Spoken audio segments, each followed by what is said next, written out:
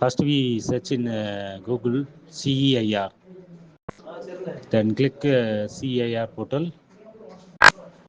The home page is the home page of the CEIR is displayed.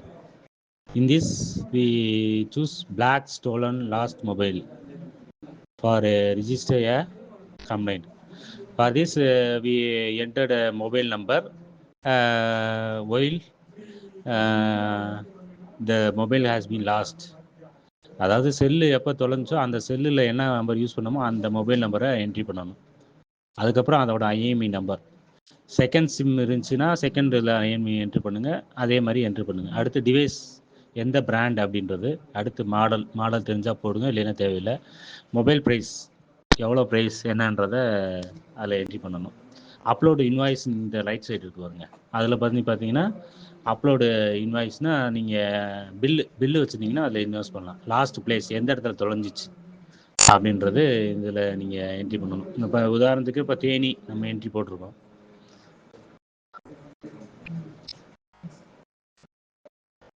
இதில் பார்த்தீங்கன்னா right side பார்த்தீங்கன்னா last டேட்டுன்றது வந்து என்னைக்கு டேட்டு. உதாரணத்துக்கு இப்போ நம்ம இதில் சும்மா ரஃபாக என்ட்ரி பண்ணுறோம், 4ஆம் தேதி அப்படின்ற மாதிரி என்ட்ரி போடுறோம். என்ட்ரி போட்டு அடுத்து கீழே வந்து டைமிங் எத்தனை மணிக்கு அப்படின்றத ஒரு அப்ராக்சிமேட்டாக போட்டால் போதும், கரெக்டாக முன்ன பின்ன இருந்தால் பரவாயில்ல. அடுத்து நீங்கள் பார்த்தீங்கன்னா இங்கிட்டு இது முடித்த பிறகு செலக்ட் ஸ்டேட்டு தமிழ்நாடு, நம்ம தமிழ்நாடு செலக்ட் பண்ணிட்டீங்கன்னா அப்புறம் டிஸ்ட்ரிக் இந்த பக்கம் ரைட் சைடில் வந்து டிஸ்ட்ரிக் கேட்கும். டிஸ்ட்ரிக்டில் வந்து பார்த்தீங்கன்னா எந்த டிஸ்ட்ரிக்கோ அந்த டிஸ்ட்ரிக் செலக்ட் பண்ணிக்கிங்க. அப்புறம் இது வந்து பார்த்தீங்கன்னா அந்த ஸ்டார் போட்டிருக்காங்க பார்த்தீங்களா, அந்த ஸ்டார்ன்றத போட்டிருக்கிறது எல்லாமே முக்கியமாக கன்ஃபார்மாக நம்ம என்ன செய்யணும், ரெக்கார்ட் பண்ணி, அதாவது என்ட்ரி பண்ணி ஆகணும் அந்த ஸ்டார்ன்ற இடத்துல ஃபுல்லாக. இப்போ இது தேனின்றதுனால லொக்கேஷன் வந்து தேனி அப்படின்னு போட்டிருக்கோம். டிஸ்ட்ரிக் தேனி, ஸ்டேஷனும் தேனி போடுறோம். ஏன்னா தொலைஞ்ச இடம் வந்து தேனி. இப்போ சிஎஸ்ஆர்னு தேனியிலேயும் போட்டிருப்போம்.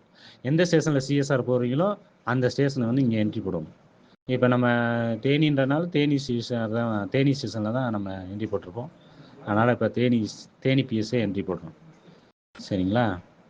தேனி பிஎஸ் என்ட்ரி போட்டு அதுக்கப்புறம் நம்ம சிஎஸ்ஆர் வாங்கியிருப்போம் கம்ப்ளைண்ட், அதை வந்து இங்கே என்ட்ரி போடணும்.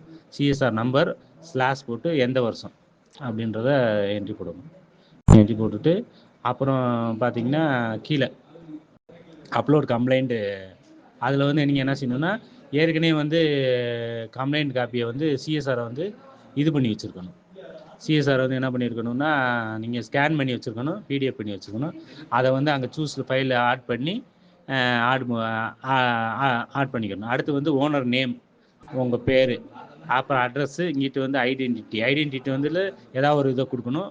அதில் ஆதார் கார்டை கொடுத்துட்டு சூஸ் ஃபைல் அப்லோடு ஐடென்டின்றது, அதை ஆதார் கார்டை நீங்கள் ஸ்கேன் பண்ணி வச்சுருக்கணும், அதை வந்து நீங்கள் அப்லோட் பண்ணணும். அடுத்து ஆதார் ஐடென்டிட்டி நம்பர் வந்து ஆதாரோட நம்பர் 12 டிஜிட் இருக்கும், அந்த ஆதார் நம்பர் அங்கே டைப் பண்ணணும். அடுத்து கேப்சாவை இதில் ரைட் சைடு என்ட்ரி பண்ணுங்கள்.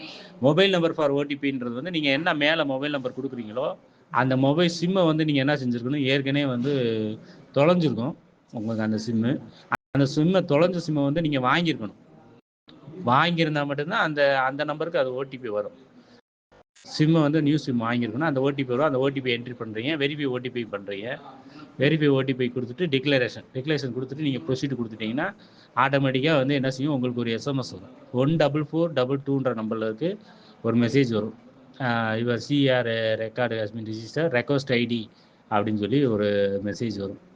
அது வந்துச்சுன்னா கன்ஃபார்ம் ஆயிடுச்சு, உங்கள் கம்ப்ளைண்ட் ரெஜிஸ்டர் ஆயிடுச்சுன்னு.